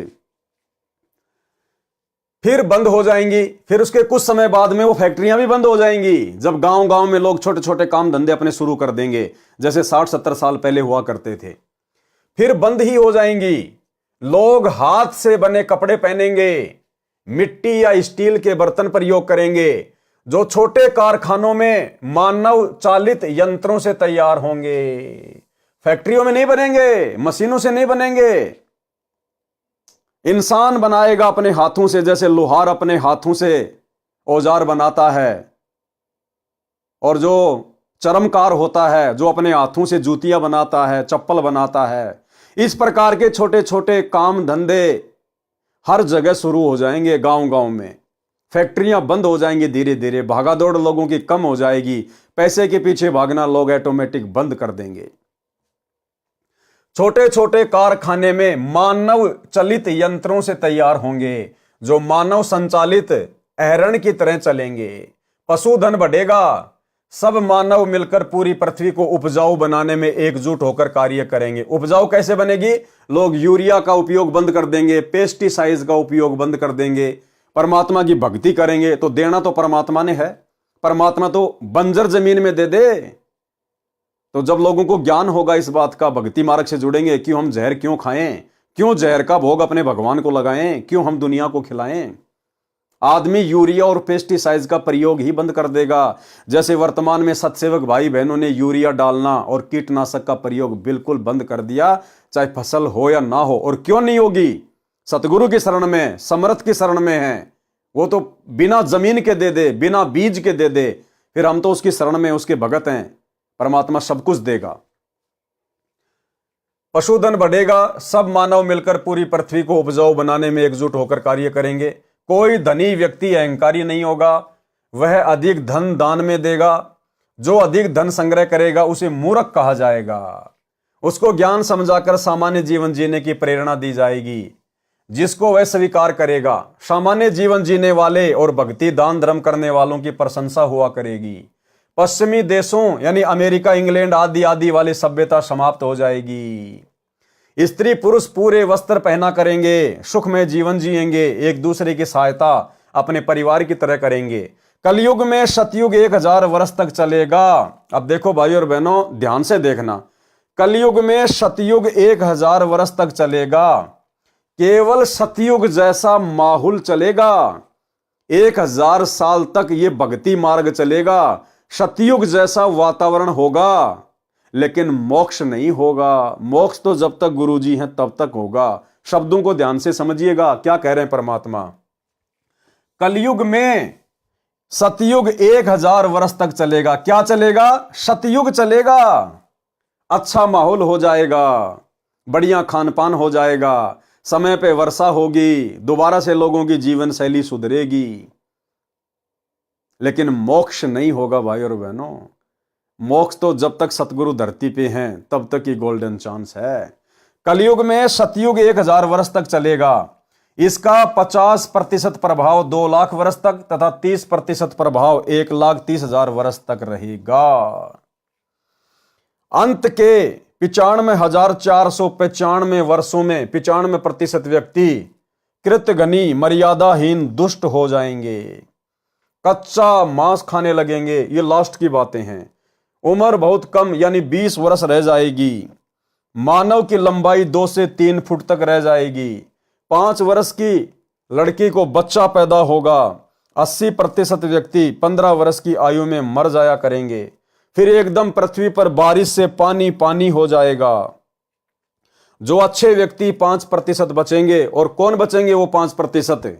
जो इस कलयुग की पिछली पीढ़ी में गुरुजी के रहते सहते पार नहीं हो पाएंगे। वही शेष कुछ तो कल्कि यानी निकलंक अवतार मार देगा, जो विष्णु का अवतार आएगा लास्ट में। कुछ बाढ़ में मर जाएंगे। बचे हुए व्यक्ति ऊंचे स्थानों पर निवास करेंगे, पहाड़ों पे। पृथ्वी पर 100 फुट पानी हो जाएगा। धीरे धीरे पानी सूखेगा। पृथ्वी पर पेड़ यानी वन उगेंगे। फिर जमीन उपजाऊ होगी। कलयुग के अंत में धरती का 3 फुट नीचे तक उपजाऊ वन समाप्त हो जाएगा। पानी के कारण वह जहर पृथ्वी से बाहर पानी के ऊपर आएगा। पृथ्वी फिर से उपजाऊ होगी और पुनः सतयुग की शुरुआत होगी। फिर पुनः सतयुग, त्रेता, द्वापर, फिर इन युगों की शुरुआत होगी। अजामेल की शेष कथा। अब आगे परमात्मा उस अजामेल की कथा का ले रहे हैं। एक दिन नारद जी काशी में आए तथा किसी से पूछा कि मुझे अच्छे भगत का घर बताओ, मैंने रात्रि में रुकना है, मेरा भजन बने, उसको सेवा का लाभ मिले। उस व्यक्ति ने मजाक सूझा और कहा कि आप सामने कच्चे रास्ते जंगल की ओर जाओ, वहां एक बहुत अच्छा भगत रहता है। भगत तो एकांत में ही रहते हैं ना, आप कृपया जाओ। लगभग 1 मील आधा कोस दूर उसकी कुटिया है। गर्मी का मौसम था, सूर्य अस्त होने में 1.5 घंटा शेष था। नारद जी को द्वार पर देखकर मेनका अति प्रसन्न हुई, क्योंकि प्रथम बार कोई मनुष्य उनके घर आया था, वह भी ऋषि। पूर्व जन्म के भक्ति संस्कार अंदर जमा थे, उन पर जैसे बारिश का जल गिर गया हो, ऐसे एकदम अंकुरित हो गए। मेनका ने ऋषि जी का अत्यधिक सत्कार किया, कहा कि न जाने कौन से जन्म के शुभ कर्म आगे आए हैं, जो हम पापियों के घर भगवान स्वरूप ऋषि जी आए हैं। ऋषि जी के बैठने के लिए एक वृक्ष के नीचे चटाई बिछा दी, उसके ऊपर मृगछाला बिछाकर बैठने को कहा। नारद जी को पूर्ण विश्वास हो गया कि वास्तव में ये पक्के भगत हैं, बहुत अच्छा समय बीतेगा। कुछ देर में अजामेल आया और जो तीतर खरगोश मारकर लाया था वह लाठी में टांग कर आंगन में प्रवेश हुआ। अपनी पत्नी से कहा कि ले रसोई तैयार कर। सामने ऋषि जी को बैठे देखकर दंडवत प्रणाम किया और अपने भाग्य को सराहने लगा। कहा कि ऋषि जी, मैं स्नान करके आता हूं, तब आपके चरण चंपी करूंगा। यह कहकर अजामेल निकट के तालाब पर चला गया। नारद जी ने मेनका से पूछा कि देवी, ये कौन है? उत्तर मिला कि ये मेरा पति अजामेल है। नारद जी को विश्वास नहीं हो रहा था कि ये क्या चक्रव्यूह है। विचार तो भक्तों से भी ऊपर, परंतु कर्म कैसे? नारद जी ने देखा इनके विचार तो भक्तों से भी ऊपर हैं, लेकिन इनके जो ये कर्म हैं, ये देखो कितने बिगड़े हुए हैं।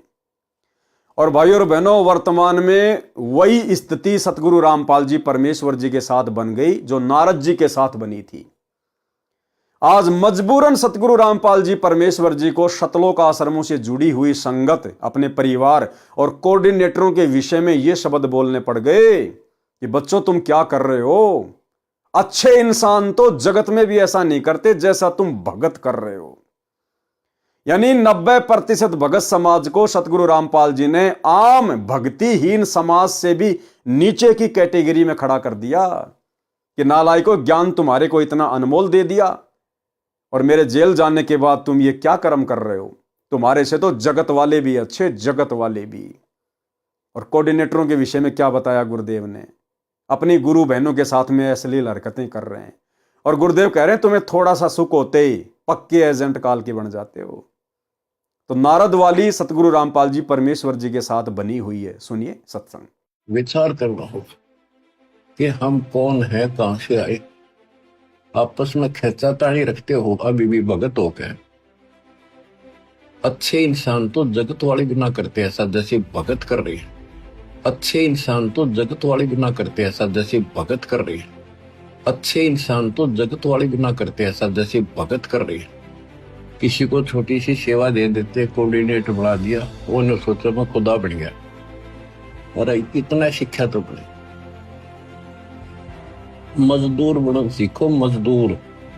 और कई देखा है कि कोऑर्डिनेटर या जिसकी जो भी व्यवस्था लगाई जाती है, व्यवहार भी ठीक नहीं करते, धमकान लग जाते, फुरकान लग जाते। और कुछ ऐसी भी शिकायतें आई हैं जो बहन बेटियों के साथ गलत मैसेज भी डालते हैं।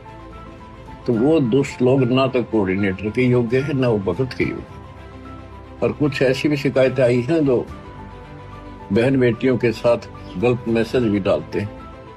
तो वो दुष्ट लोग ना तो कोऑर्डिनेटर के योग्य है, ना वो भगत के योग्य। और कुछ ऐसी भी शिकायतें आई हैं जो बहन बेटियों के साथ गलत मैसेज भी डालते हैं। तो वो दुष्ट लोग ना तो कोऑर्डिनेटर के योग्य है, ना वो भगत के योग्य। तो ऐसा तो संगत माई कुसंगत उपजेगी और ऐसी कुसंगत होगी, फिर हम रखेंगे नहीं उसको खेत में। किसान उस कुबाड़ को पाड़ कर खेत तो बाहर फेंक देता है। तो उसको आप मिशन से निकाल दिया जाया करेगा। सुधर जाओ, एक के नहीं सुनी जाया करती थी, सामूहिक शिक्षा दी जाती है, अमल कर लो इन पे। कर्म बतेरे फोड़ लिए, इस ज्ञान का असर क्या हुआ? थोड़ा सा सुख होते हो फिर पक्के एजेंट काल के बन जाते हैं, बकवाद वही करनी, भगवान से दूर हो जाना। थोड़ा सा सुख होते हो फिर पक्के एजेंट काल के बन जाते हैं, बकवाद वही करनी, भगवान से दूर हो जाना।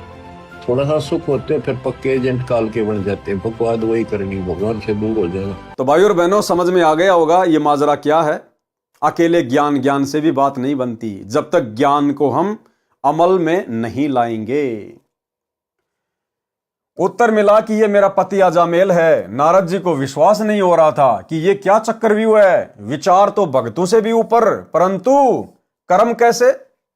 नारद जी ने कहा कि देवी सच सच बता, माजरा क्या है। शहर में मैंने पूछा था कि किसी अच्छे भगत का घर बताओ, तो आपका एकांत स्थान वाला घर बताया था। आपके व्यवहार से मुझे पूर्ण संतोष हुआ कि सच में भक्तों के घर आ गया हूं। ये मांसाहारी आपका पति है तो आप भी मांसाहारी हैं। मेरे साथ मजाक हुआ है। ऋषि नारद उठकर चलने लगा। मेनका ने चरण पकड़ लिए। तब तक अजामेल भी आ गया। अजामेल भी समझ गया कि ऋषि जी गलती से आए हैं, अब जा रहे हैं। पूर्व के भक्ति संस्कार के कारण ऋषि जी के दोनों ने चरण पकड़ लिए और कहा कि हमारे घर से ऋषि भूखा जाएगा तो हमारा नरक में वास होगा। ये भाई और बहनों ज्ञान आधारित बातें हैं। अगर आपके घर से कोई भूखा चला जाए आपके दुर्व्यवहार के कारण, देखो एक तो व्यक्ति ऐसा जिसको भूख नहीं है और वो यदि बिना खाना खाए आपके घर से चला जाता है तो उसमें आपको दोष नहीं है। आपने तो पूछा था लेकिन उसको भूख नहीं थी, इच्छा नहीं थी, तो कोई बात नहीं। एक आपके गलत व्यवहार के कारण यदि आपके घर से कोई भूखा चला जाता है तो भाई फिर उस आत्मा से गंदी आत्मा फिर और कोई नहीं होती।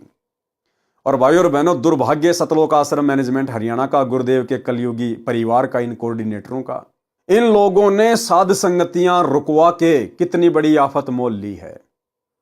साध संगतियां यानी सतगुरु रामपाल जी परमेश्वर जी का सच्चा मार्ग, जहां पर आत्माएं अपने गुरु को परमात्मा मानकर भोग लगाती हैं, मर्यादा में रहकर भक्ति करती हैं, पूरी पूरी रात ज्ञान आधार से चर्चा करती हैं, सतगुरु की महिमा का गुणगान करती हैं। और ऐसी जगहों पर ये सतलोक आश्रम मैनेजमेंट हरियाणा वाले, ये कोऑर्डिनेटर, ये लोग आकर उन आत्माओं के साथ मारपीट करते हैं, उनकी साध संगतियां रुकवाते हैं, भंडारे रुकवा रहे हैं। दिल्ली में तो भाई और बहनों इन्होंने पुलिस वालों को शराब पिलाकर और सत्सेवक भाई बहनों के साथ भयंकर तरीके से मारपीट करवाई। किसी को भंडारा भी नहीं करने दिया। गुरुजी की भोग की आरती के बीच में इन्होंने भक्तों को मारना पीटना शुरू कर दिया। बेचारे भगत रातों रात वहां से निकले। कुछ एक को ये थाने में ले गए, जबरदस्ती मार पिटाई करी। सोचिए भाई और बहनों, इन दुष्टों के साथ में जो अपने आप को भगत भी कहते हैं, इनके साथ में आने वाले समय में क्या बनेगी? तो ये भक्ति नियम है, भक्ति विधान है। पूर्व के भक्ति संस्कार के कारण ऋषि जी के दोनों ने चरण पकड़ लिए और कहा कि हमारे घर से ऋषि भूखा जाएगा तो हमारा नरक में वास होगा। ऋषि जी, आपको हमें मारकर हमारे शव के ऊपर पैर रखकर जाना होगा। नारद जी ने कहा कि आप तो अपराधी हैं, तुम्हारा दर्शन भी अशुभ है। अजामेल ने कहा कि हे स्वामी जी, आप तो पतितों का उद्धार करने वाले हो, हम पतितों का उद्धार करें, हमें कुछ ज्ञान सुनाओ, हम आपको कुछ खाए बिना नहीं जाने देंगे। नारद जी ने सोचा कि कहीं ये मलेच्छ यही काम तमाम ना कर दें, यानी मार ना दें। ये तो बेरहम होते हैं। बड़ी संकट में जान आ गई। कुछ विचार करके नारद जी ने कहा कि यदि कुछ खिलाना चाहते हो तो प्रतिज्ञा लो कि कभी जीव हिंसा नहीं करेंगे, मांस शराब का सेवन नहीं करेंगे। दोनों ने एक सुर में हां कर दी। सौगंध है गुरुदेव, कभी जीव हिंसा नहीं करेंगे, कभी शराब मांस का सेवन नहीं करेंगे। नारद जी ने कहा कि पहले ये मांस दूर डाल कर आओ और शाकाहारी भोजन पकाओ। तुरंत अजामेल ने वह मांस दूर जंगल में डाला। मेनका ने कुटिया की सफाई की, फिर पानी छिड़का, चूल्हा लिपा। अजामेल बोला कि मैं शहर से आटा लाता हूं, मेनका तुम सब्जी बनाओ। नारद जी की जान में जान आई। भोजन खाया। गर्मी का मौसम था। एक वृक्ष के नीचे नारद जी की चटाई बिछा दी। स्वयं दोनों बारी बारी सारी रात पंखे से हवा चलाते रहे। नारद जी बैठकर भजन करने लगे। फिर कुछ समय पश्चात आंखें खुली तो देखा कि दोनों अडिग सेवा कर रहे हैं। नारद जी ने कहा कि आप दोनों भक्ति करो, राम का नाम जाप करो। दोनों ने कहा कि ऋषि जी भक्ति नहीं कर सकते, रुचि ही नहीं बनती, और कोई सेवा बताओ। परमेश्वर कबीर जी ने कहा है कि कबीर पिछले पाप से हरि चर्चा ना सुहावे, कह ऊंगे के उठ चले, कह और बात चलावे। तुलसी पिछले पाप से हरि चर्चा ना भावे, जैसे जवर के वेग से भूख विदा हो जावे। भावार्थ, जैसे जवर यानी बुखार के कारण रोगी को भूख नहीं लगती, वैसे ही पापों के प्रभाव से व्यक्ति को परमात्मा की चर्चा में रुचि नहीं होती। या तो सत्संग में ऊँघने लगेगा या कोई अन्य चर्चा करने लगेगा, उसको श्रोता बोलने से मना करेगा तो उठकर चला जाएगा। यही दशा अजामेल तथा मेनका की थी। नारद जी ने कहा कि हे अजामेल, एक आज्ञा का पालन अवश्य करना। आपकी पत्नी को लड़का उत्पन्न होगा, उसका नाम नारायण रखना। ऋषि जी चले गए। अजामेल को पुत्र प्राप्त हुआ, उसका नाम नारायण रखा। इकलौते पुत्र में अत्यधिक मोह हो गया। जरा भी इधर उधर हो जाए तो अजामेल अरे नारायण आजा बेटा करने लग जाता। ऋषि जी का उद्देश्य था कि यह कर्महीन दंपत्ति इसी बहाने परमात्मा को याद कर लेगा तो कल्याण हो जाएगा। नारद जी ने कहा था कि अंत समय में यदि यम के दूत जीव को लेने आ जाएं तो नारायण कहने से छोड़कर चले जाते हैं, भगवान के दूत आकर ले जाते हैं। एक दिन अचानक अजामेल की मृत्यु हो गई। यम के दूत आ गए, उनको देखकर कहा कि कहां गया नारायण बेटा, आजा। पौराणिक लोग कहते हैं कि ऐसा कहते ही भगवान विष्णु के दूत आए और यम दूतों से कहा कि इसकी आत्मा को हम लेकर जाएंगे, इसने नारायण को पुकारा है। यम दूतों ने कहा कि धर्मराज का हमारे को आदेश है पेश करने का। इसी बात पर दोनों का युद्ध हुआ। भगवान के दूत अजामेल को ले गए। वास्तव में यमदूत धर्मराज के पास लेकर गए। धर्मराज ने अजामेल का खाता खोला तो उसकी 4 वर्ष की आयु शेष थी। फिर देखा कि इसी काशी शहर में दूसरा अजामेल है, उसके पिता का अन्य नाम है, उसको लाना था। उसे लाओ, इसको तुरंत छोड़ कर आओ। अजामेल की मृत्यु के पश्चात उसकी पत्नी रो रो कर विलाप कर रही थी, विचार कर रही थी कि अब इस जंगल में मैं कैसे रह पाऊंगी, बच्चे का पालन कैसे करूंगी, ये क्या बनी भगवान। वह रोती रोती लकड़ियां इकट्ठी कर रही थी। कुटिया के पास में शव को खींचकर ले गई। इतने में अजामेल उठकर बैठ गया। कुछ देर तो शरीर ने कार्य ही नहीं किया। कुछ समय के बाद अपनी पत्नी से कहा कि ये क्या कर रही हो। पत्नी की खुशी का ठिकाना नहीं था। कहा कि आपकी मृत्यु हो गई थी। अजामेल ने बताया कि यम के दूत मुझे धर्मराज के पास लेकर गए। मेरा खाता देखा तो मेरी 4 वर्ष आयु शेष थी। मुझे छोड़ दिया और काशी शहर से एक अन्य अजामेल को लेकर जाएंगे, उसकी मृत्यु होगी। अगले दिन अजामेल शहर गया तो अजामेल के शव को शमशान घाट ले जा रहे थे। तुरंत वापस आया, अपनी पत्नी से बताया कि वह अजामेल मर गया है, उसका अंतिम संस्कार करने जा रहे हैं।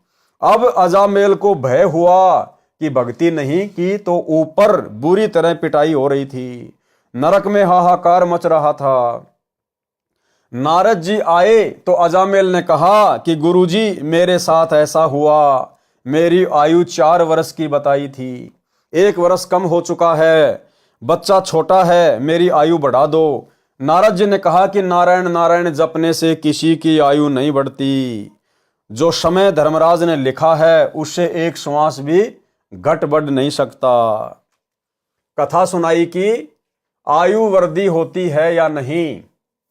एक ऋषि था, उसको किसी ने हस्तरेखा देखकर बताया कि आपकी 3 दिन आयु शेष है। वह ऋषि चिंतित हुआ और बोला कि कोई उपाय बताओ जिससे मेरी आयु 4 वर्ष बढ़ जाए, मैं भक्ति करना चाहता हूं। ऋषि को उस ज्योतिष शास्त्री ने बताया कि आप तो अच्छे उद्देश्य के लिए आयु वृद्धि चाह रहे हो, चलो प्रजापति ब्रह्मा जी के पास चलते हैं, वे जीवों की उत्पत्ति करता है। ब्रह्मा जी के पास गए और उद्देश्य बताया तो ब्रह्मा जी ने कहा कि मैं तो उत्पत्ति तो कर सकता हूं, आयु की वृद्धि का अधिकार मेरे पास नहीं है। फिर सोचा कि विष्णु जी के पास चलते हैं। ऋषि जी का उद्देश्य अच्छा है। तीनों विमान में बैठकर विष्णु जी के पास गए, जो ब्रह्मा जी थे वो भी साथ हो लिए। मकसद बताया तो विष्णु जी ने कहा कि यह काम तो शंकर जी का है, वह संहार करते हैं, उन्हीं से प्रार्थना की जाए। ऋषि जी का जीवन वृद्धि का उद्देश्य भक्ति के लिए अच्छा है। विष्णु जी ब्रह्मा जी तथा वे दोनों सब शंकर जी के पास गए, उनको उद्देश्य बताया तो शंकर जी ने कहा कि ऋषि जी का उद्देश्य तो बहुत अच्छा है, परंतु मेरे को तो आदेश धर्मराज से आता है, उन्हीं की मृत्यु का आदेश यमदूतों भूतों को करता हूं। चलो धर्मराज के पास चलते हैं। उस दिन उस ऋषि जी की मृत्यु का दिन था। तीनों ब्रह्मा विष्णु शिव देवता तथा ऋषि और ज्योतिष शास्त्री मिलकर धर्मराज के कार्यालय में गए तथा ऋषि की आयु वृद्धि के लिए कहा तथा उद्देश्य बताया कि यह केवल भक्ति के लिए आयु वृद्धि चाहता है। धर्मराज ने उस ऋषि का खाता यानी अकाउंट खोला तो उसमें उसी दिन उसी समय मृत्यु लिखी थी। उस ऋषि की तुरंत मृत्यु हो गई। तीनों देवता धर्मराज से नाराज हो गए, कहा कि आपने हमारी इज्जत नहीं रखी, आपने ये अच्छा नहीं किया। धर्मराज ने वह लेख दिखाया जो उस ऋषि की मृत्यु के विषय में था। उसमें लिखा था कि ऋषि जी की मृत्यु धर्मराज के दरबार में ब्रह्मा विष्णु शिव तथा ज्योतिष शास्त्री की उपस्थिति में दिन के इतने बीत जाने पर हो। आप जी ने तो मेरा कार्य आसान कर दिया। ये लेख मैं नहीं लिखता, ये तो विधाता की ओर से अपने आप लिखे आते हैं। यदि आप आयु बढ़वाना चाहते हैं तो अपनी आयु में से दान कर दो, तो मैं इसकी आयु बढ़ा सकता हूं। ये बात सुनकर सब चले गए। ये कथा सुनाकर नारद जी ने कहा कि इस बचे हुए समय में खूब नारायण नारायण कर ले। नारद जी चले गए। अजामेल की चिंता और बढ़ गई कि भक्ति का लाभ क्या हुआ। 2 वर्ष जीवन शेष था। परमेश्वर कबीर जी एक ऋषि वेश में अजामेल के घर प्रकट हुए। अब भाई और बहनों, पहले भी सारा खेल नारद ऋषि के रूप में कबीर परमात्मा सतगुरु रामपाल जी भगवान ही कर रहे थे। बाद में तो परमात्मा इसलिए दूसरा रूप बना के गए क्योंकि उससे पहले परमात्मा ने नारद ऋषि के रूप में उनके अंदर भक्ति की जो है वो कशक पैदा कर दी और परमात्मा ने एक झटका दे दिया था, उसकी मृत्यु करवा दी। वो धर्मराज के दरबार में जाके आ गया। उसने वहां पर हाहाकार देखी, नरक में किस प्रकार से जीवात्माएं अपना कर्म दंड भोगती हैं।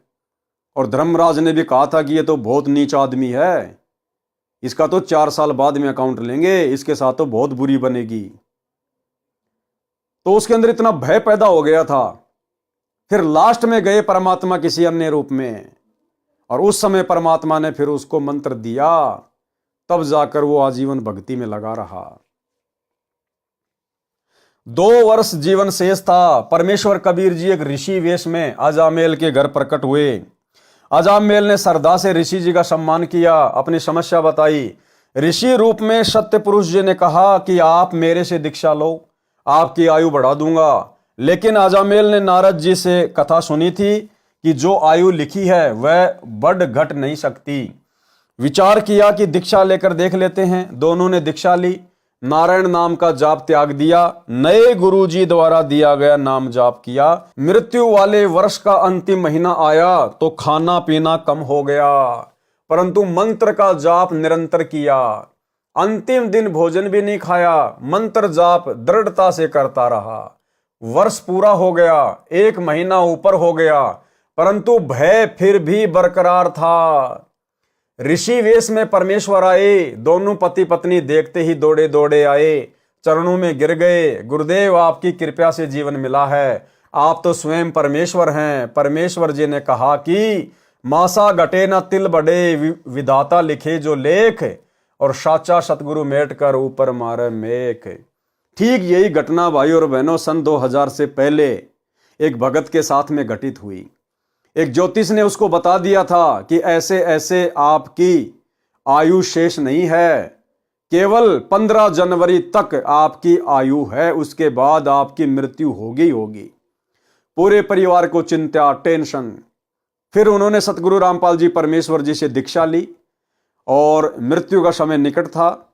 तो परिवार वाले कहने लगे कि महाराज जी, हम तो इसको आपके पास ही छोड़कर जा रहे हैं, क्योंकि घर वालों को विश्वास नहीं था।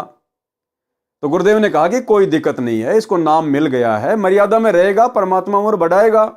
लेकिन घर वालों ने कहा कि नहीं जी, हम तो आपके पास ही सेवा के लिए छोड़कर जा रहे हैं। तो घर वाले उसको छोड़ के चले गए। मालिक ने कहा ठीक है भाई, सेवा कर ले। अब भाई और बहनों, जैसे ही वो 15 तारीख आती है, उस भगत को चिंता शुरू हो जाती है। उसने खाना पीना कम कर दिया। 15 जनवरी वाले दिन तो कुछ खाया भी नहीं, उदास मायूस। तो गुरुदेव ने कहा, रे भाई कुछ खा ले पी ले, कुछ खाया नहीं पिया? उसने कहा, जी खा लिया मैंने, पी लिया। मतलब गुरुदेव से वैसे उसने झूठ बोल दिया। लेकिन दूसरे भक्तों ने बताया, जी इसने तो बिल्कुल कुछ भी नहीं खाया, बिल्कुल मायूस है, आज इसका वो मृत्यु वाला दिन है। तो गुरुदेव ने कहा कि बेटा चिंता मत कर, कुछ तो खा पी ले। तो गुरुदेव के कहने से थोड़ा बहुत उसने खाया पिया। वो 15 जनवरी का पूरा दिन निकल गया, पूरी रात निकल गई, 2 4 5 दिन भी बीत गए, 15 दिन बीत गए। तब गुरुदेव ने उसको कहा, रे भैया अब तो टेंशन फ्री हो जा, देख 15 दिन ऊपर बीत गए, अभी तेरा बाल बाका नहीं हुआ। तब जाकर फिर उस भगत को शांति हुई। तो भाई और बहनों, ये उम्र कौन बढ़ा सकता है? अरे ब्रह्मा विष्णु महेश के कहने से धर्मराज ने भी 1 सेकंड के लिए उस लड़के की उम्र नहीं बढ़ाई और कहा कि भैया मेरे हाथ में कुछ नहीं है, ये तो ऊपर से मेरे पास में लेख आते हैं, मैं तो उसके अनुसार सारा कार्य करता हूं। तो धर्मराज के पन्नों में वो लेख कौन देता है? सभी जीवात्माओं के ये कर्मों का हिसाब कौन रखता है? परमेश्वर कबीर जी, सतगुरु रामपाल जी। और आज साक्षात ये परमात्मा धरती पे प्रकट है। गरीब जमजोरा जहां से डरे, मिटे कर्म के लेख, अदली असल कबीर है, कुल के सतगुरु एक। चित्रगुप्त के कागज फाड़ने वाला यही है एकमात्र परमात्मा धरती पे। तो ये छोटा सा सत्संग कैसे परमात्मा ने उस भगत की उम्र बढ़ाई, और ऐसे ऐसे ना जाने हजारों लाखों की परमात्मा ने उम्र बढ़ा रखी है। सुनिए, अब ऐसे ऐसे हमारे पास 1000 प्रमाण हैं।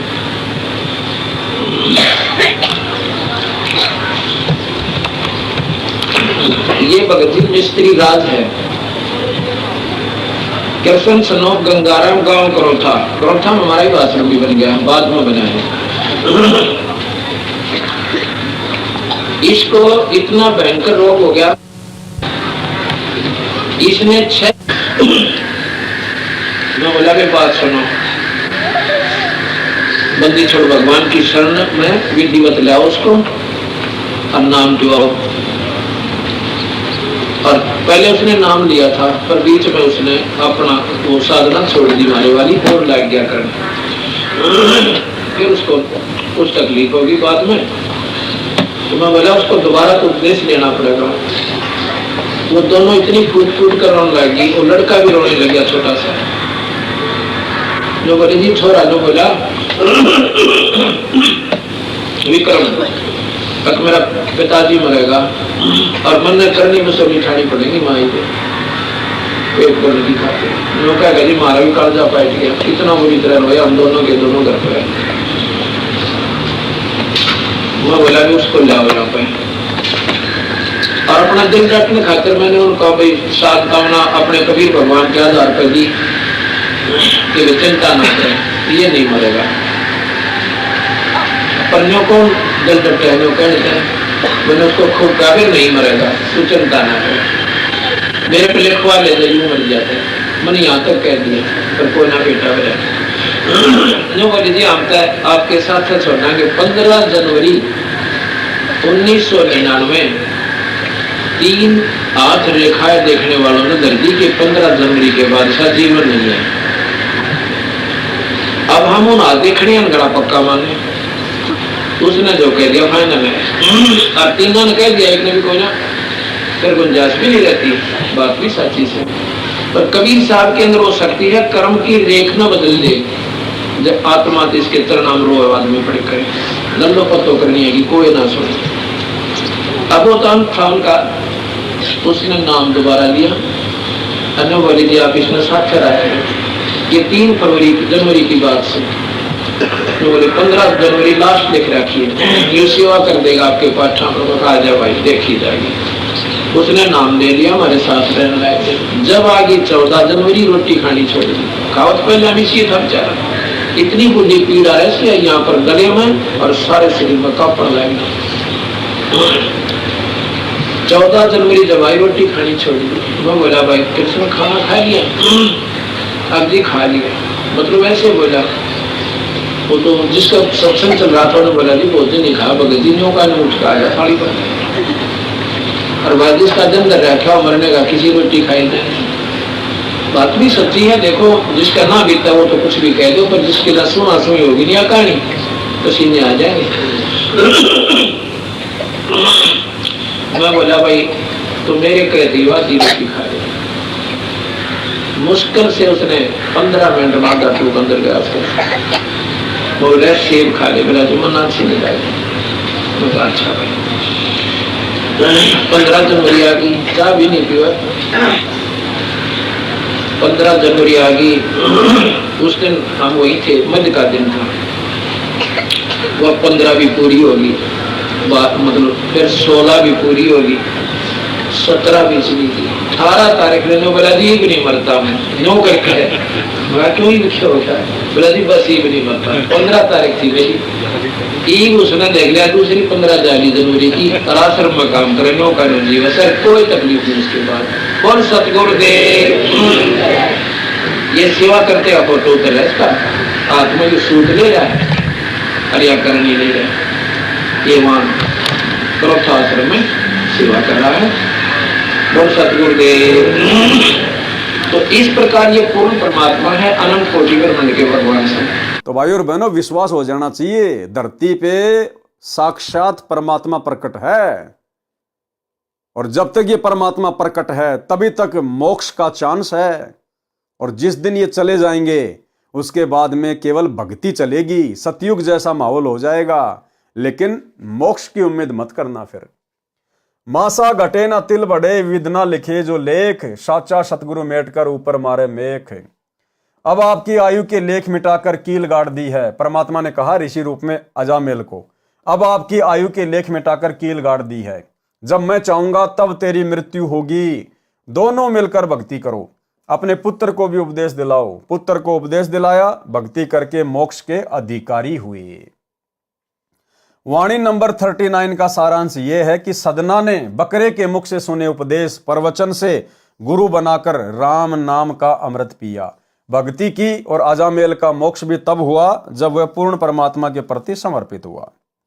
वाणी नंबर 40, गरीब नाम जलंधर कू लिया, पारा ऋषि परवान, धन सतगुरु दाता धनी, दई बंदगी दान।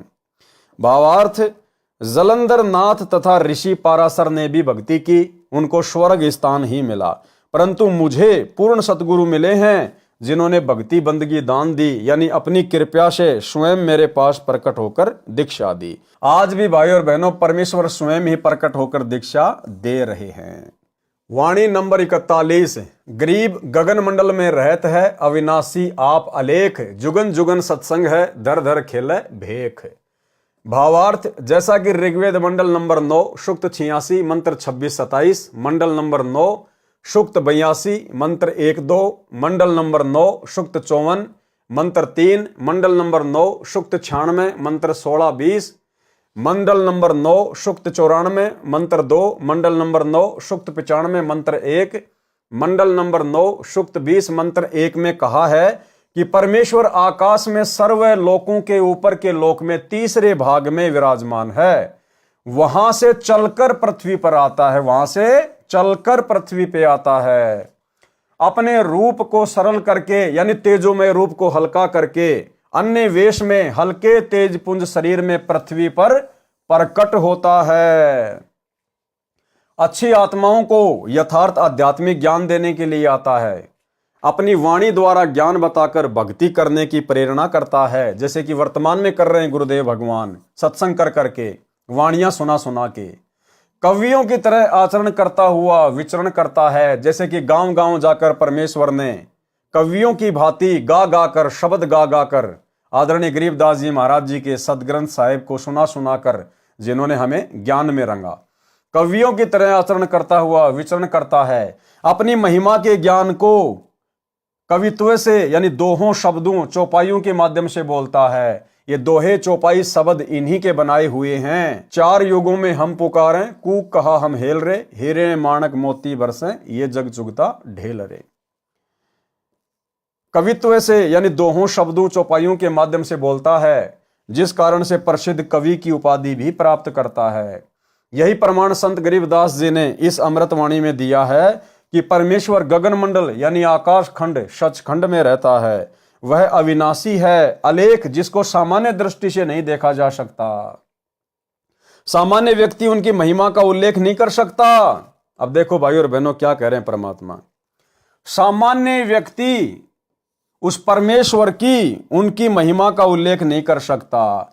तो भाई सन 1994 से ये परमेश्वर जो महिमा कर रहे हैं, तो भाई सामान्य व्यक्ति नहीं है, क्योंकि सामान्य व्यक्ति तो उस परमेश्वर की महिमा का वर्णन कर ही नहीं सकता। और भाई और बहनों, इस परमेश्वर को छोड़कर इस पूरी सृष्टि में बाकी सब सामान्य ही हैं। आप और हम जीव तो हैं सामान्य, ब्रह्मा विष्णु महेश भी इस परमेश्वर के आगे सामान्य हैं, दुर्गा और काल भी सामान्य हैं, अक्षर पुरुष भी सामान्य हैं, शतलोक की आत्माएं भी सामान्य हैं। केवल पुरुष एक ही है, बाकी सब आत्मा हैं। और ये परमात्मा स्वयं ही भिन्न भिन्न रूप धारण करके अपनी महिमा स्वयं ही करता है, क्योंकि समर्थ की महिमा और कोई नहीं कर सकता। यानी सृष्टि रचना का ये ज्ञान, ऊपर के लोगों की जानकारी इस परमेश्वर के अलावा अन्य कोई नहीं दे सकता। इसलिए यहां पर कहा है कि सामान्य व्यक्ति उनकी महिमा का उल्लेख नहीं कर सकता। वह वहां से चलकर आता है। क्या कह रहे हैं? वो सतलोक से चलकर आता है, स्वयं ही अपनी महिमा भी वो स्वयं ही आके बताता है। वह वहां से चलकर आता है, प्रत्येक युग में प्रकट होता है, भिन्न भिन्न वेश बनाकर सत्संग करता है, जैसे वर्तमान में कर रहे हैं। यानी तत्व ज्ञान के प्रवचन सुनाता है। कबीर जी ने बताया है कि सतयुग में सत सुकृत कह टेरा, त्रेता नाम मुनिंदर मेरा, द्वापर में करुणा में कहाया, कलयुग नाम कबीर धराया। गरीब सत्य पुरुष कबीर है, चारों युग परवान, झूठे गुरुआ मर गए, हो गए भूत मशान। राग बिलावल का शब्द नंबर 25 पढ़े, भक्ति की अजब प्रेरणा है। तो भाई और बहनों, आज के वीडियो में हम केवल इतना ही लेंगे। कल रात्रि 8 बजे सभी भाई बहन फिर से दास के Facebook page Pawan Das is live के ऊपर लाइव जुड़िए। तब तक गुरुदेव भगवान हम सबको आज्ञा दें, इजाजत दें, आशीर्वाद दें। बंदी छोड़ सतगुरु रामपाल जी भगवान की जय हो।